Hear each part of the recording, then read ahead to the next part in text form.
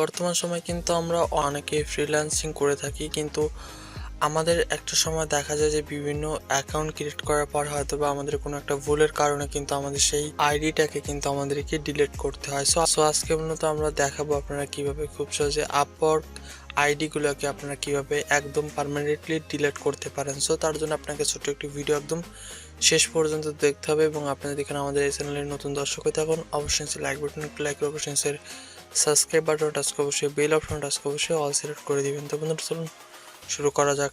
তো জাস্ট আমরা একটি ব্রাউজার সিলেক্ট করব। জাস্ট আমরা ব্রাউজারে গিয়ে সার্চ করব upwork.com। সো আপওয়ার্কে লগ ইন হওয়ার পরে আপনারা উপরের প্রোফাইল আইকনে জাস্ট একটা ক্লিক করবেন, তারপরে আপনি একটা অপশন দেখতে পাবেন সেটিংস। জাস্ট আপনার সেটিংস আইকনে ক্লিক করবেন, ঠিক আছে। সো সেটিংস আইকনে ক্লিক করার পরে আপনাদের ফোন নাম্বার একটি কোড পাঠাবে। আপনারা চাইলেই আপনাদের ইমেলে কোড পাঠাতে পারেন। তো আমি জাস্ট আমার ফোন নাম্বারে দিলাম কোডটা দেওয়ার পরে জাস্ট আমি আমার ফোন নাম্বার থেকে ওই কোডটাকে আমি এই জায়গাতে ইনপুট করাবো।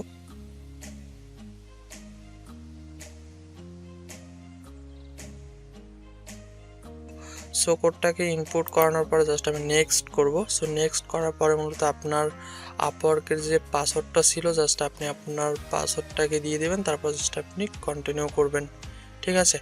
সো কন্টিনিউ করার পরে আপনার সামনে ঠিক একটা পেজ শো হবে। তো আপনি নিচে একটা অপশন দেখতে পাচ্ছেন মাই অ্যাকাউন্ট, জাস্ট আপনি ওইটাতে ক্লিক করবেন। ক্লিক করার পরে আপনি এই জায়গা থেকে একটা সিলেক্ট করে দিবেন। তো আমি দ্বিতীয় নাম্বারটা সিলেক্ট করছি।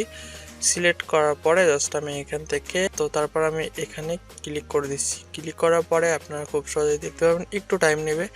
সো একটু লোড নেওয়ার পর আপনার ইন্টারনেটের উপরে ডিপেন্ড করে। সো একটু লোড নেওয়ার পরেই কিন্তু আপনার আপওয়ার্ক আইডিটা কিন্তু একদম পার্মানেন্টলি কিন্তু ডিলিট হয়ে যাবে। সো আজকে ছোটো একটি ভিডিও যদি কিনা আপনার কাছে একটু ভালো লেগে থাকে অবশ্যই একটু লাইক করে দিবেন, এবং আমাদের চ্যানেলে নতুন হলে অবশ্যই চ্যানেলটিকে সাবস্ক্রাইব করে দিবেন।